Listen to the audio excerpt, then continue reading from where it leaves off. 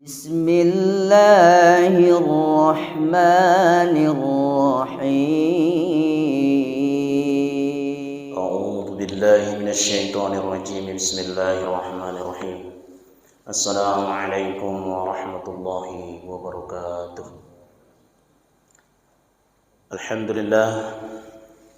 الحمد لله رب العالمين وبه نستعين على أمور الدنيا والدين وحده والصلاة والسلام على رسول الله أجمعين أشهد أن لا إله إلا الله وأشهد أن محمدا عبده ورسوله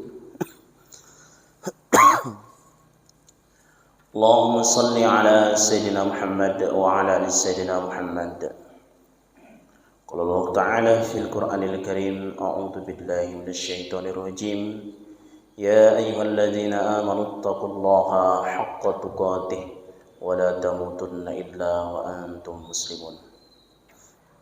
Para hadirin jamaah salat zuhur yang semoga dirahmati oleh Allah Subhanahu wa taala. Pada kesempatan kali ini kita masih berbicara tentang seputar Rajab. Dalam hal ini adalah tentang doa yang sering kita dengar adalah yakni doa yang sering diamalkan oleh kaum muslimin, yakni Allahumma barik lana fi Rajab wa Sya'ban wa ballighna Ramadan. Ini kita lihat dulu hadis ini. Hadis ini adalah diriwayatkan oleh Anas bin Malik dalam kitab Musnad Ahmad. Ini bisa kita baca tentang hadis ini. Bunyinya, Anas bin Malik qala kana Nabi sallallahu alaihi wasallam idza dakhala Rajab, apabila masuk bulan Rajab, qala Rasulullah sallallahu alaihi wasallam berdoa. Apa itu doanya? Allahumma barik lana fi Rajab wa Sya'ban wa barik lana fi Ramadan. Ya Allah, berkahilah kami pada bulan Rajab dan Sya'ban, wa barik lana fi Ramadan, dan berkahilah pula kami di bulan suci Ramadan. Dalam hadis yang lain adalah Allahumma barik lana fi Rajab wa Sya'ban wa ballighna Ramadan. Ya Allah, berkahilah kami pada bulan Rajab dan Sya'ban, wa ballighna Ramadan, dan sampaikanlah kami kepada bulan suci Ramadan. Sekarang Bapak Ibu kita lihat status hadis ini. Kan ada beberapa status hadis.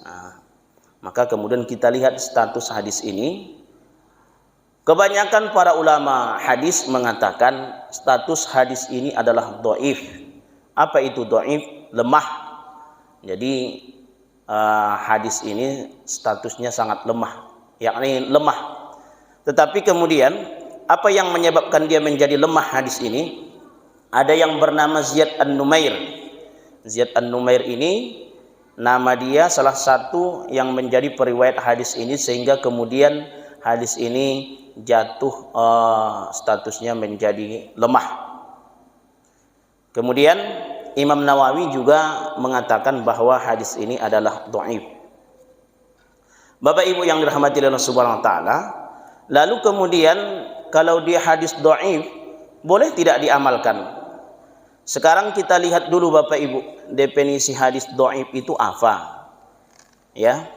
Maka kemudian kita lihat dalam kitab Ulumul Hadis, ya, bahwasanya kita keluarkan dulu definisinya, sehingga kemudian kita bisa nanti menyimpulkan sesuatu hukum atau kemudian paling tidak menjelaskan atau kemudian memahami satu hadis. Definisi penting sekali.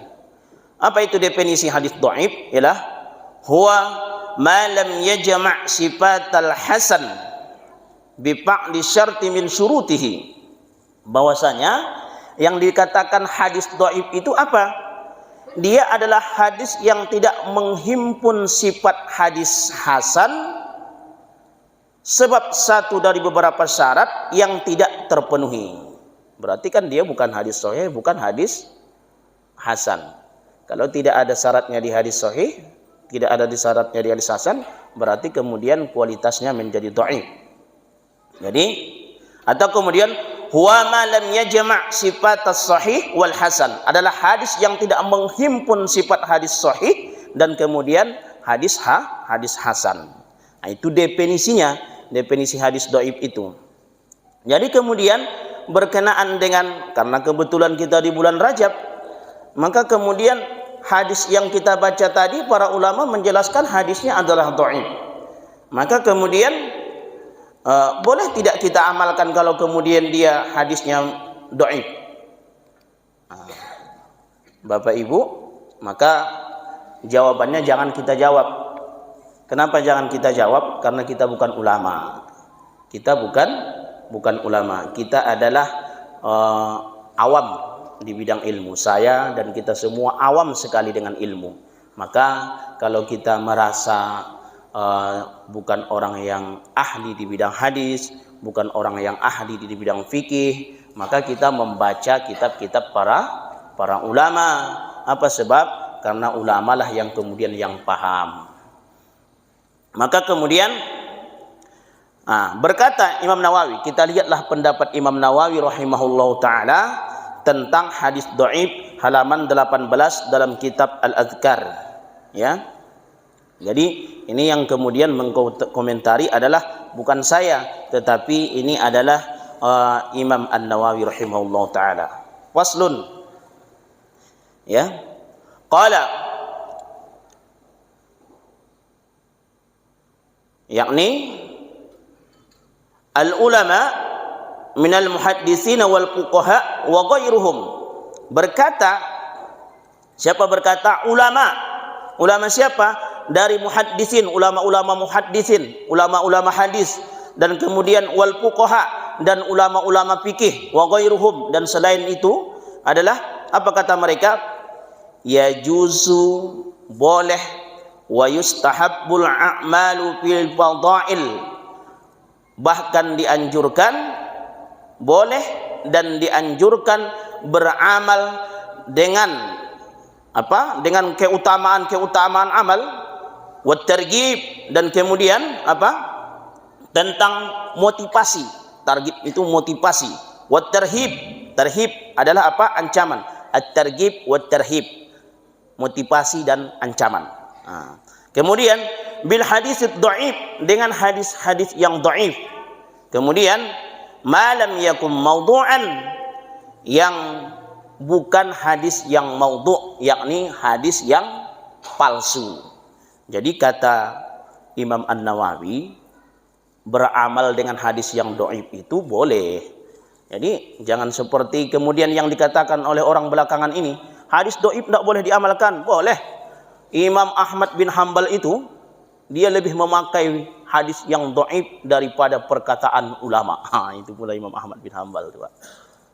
Ya, silahkan lihat dalam beberapa riwayat. Cuman hadis dhaif Imamnya Ahmad bin Hanbal itu begitu diteliti sekarang, itu ternyata banyak yang diteliti hadisnya malah hasan gitu kan.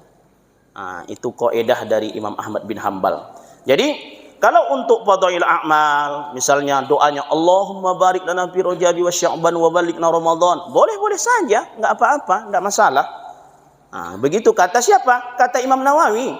Kemudian kalau untuk motivasi, misalnya kita ketemu hadis, statusnya ini dhaif, ini lemah, ini, tapi motivasi membuat kita lebih semangat untuk beramal, maka kemudian itu boleh. Atau kemudian wa tarhib, ancaman. Kita membaca hadis tapi kemudian statusnya lemah, tapi ancaman, kita merasa takut misalnya dengan siksa neraka atau satu amalan perbuatan ini kita takut gitu, maka boleh kita amalkan. Kata siapa? Kata Imam An-Nawawi dalam kitab Al-Adhkar halaman 18, Bapak Ibu, ya. Jadi boleh. Apalagi kemudian doanya, ya baguslah. Ya Allah, berkahilah kami di bulan Rajab dan bulan Sya'ban, dan sampaikan kami ke bulan Ramadan. Bila perlu tambah doanya, tapi jangan pula diyakini hadis. Ya Allah, ini Ramadan sudah dekat ini.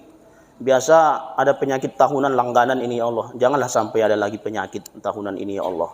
Ini kemarin kawin antara Omikron dan ini akhirnya lahirlah penyakit ini dan penyakit itu gitu.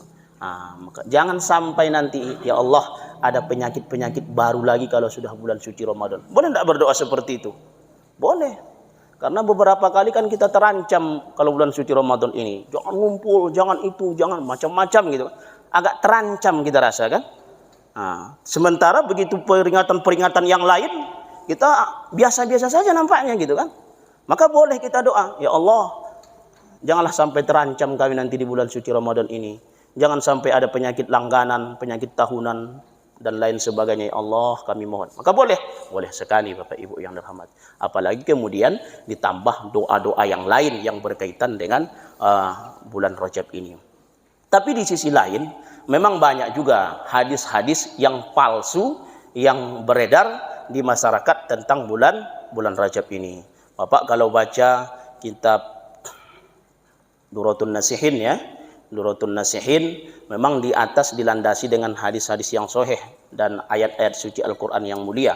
Tapi kemudian begitu kita baca berikutnya nanti akan kita ketemukan hadis-hadis yang tidak kita temui di dalam kitab Kutubus Sittah ataupun Kutubut Tis'ah, dalam kitab-kitab yang 6 yang besar itu ataupun kitab-kitab yang 9. Contoh misalnya puasa Rajab, siapa yang melaksanakan puasa 1 hari di bulan Rajab, maka kemudian sama pahalanya dengan 1000 tahun berpuasa misalnya. Atau kemudian dia puasa 2 hari sama dengan 2000 tahun misalnya. Nah, itu tidak kita temukan di dalam kitab-kitab besar gitu. Maka kemudian cenderung untuk menjadi hadis palsu sangat besar kemungkinan. Bapak Ibu yang dirahmati Allah Subhanahu wa taala, maka kesimpulan hadis yang kita baca pada kesempatan kali ini tentang doa Rajab dan Sya'ban, maka status hadis tersebut dhaif. Kata Imam Nawawi rahimahullah taala, meskipun dia statusnya dhaif, Allahumma barik lana fi Rajab wa Sya'ban wa balikna Ramadan, maka kemudian boleh saja untuk diamalkan. Bapak Ibu, demikian yang dapat saya sampaikan. Subhanakallahumma bihamdika asyhadu an la ilaha illa anta astaghfiruka wa atubu ilaik. Wassalamualaikum warahmatullahi wabarakatuh.